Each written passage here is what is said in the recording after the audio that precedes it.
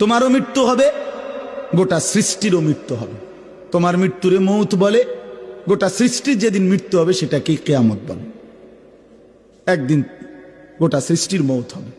এই আল্লাহ বলেন, কাল্লা ইদা দুক্কাতিল আরদু দাক্কাং দাক্কা, সাবধান বান্দা, মনে রেখো একদিন এই জমিন, এই গোটা সৃষ্টি চূর্ণ বিচূর্ণ হয়ে যাবে, ভাঙচুর হবে, একদম ভেঙ্গে চুরচুর করে ফেলবো আমি।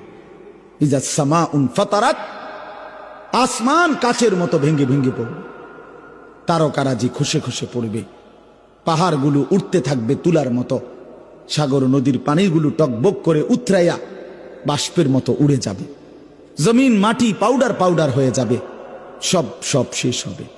আল কারিআতু মাল কারিআ ওমা আদরাকা মাল কারিআ ইয়াউমা ইয়াকুনুন নাসু কাল ফারাশিল মাবসুস।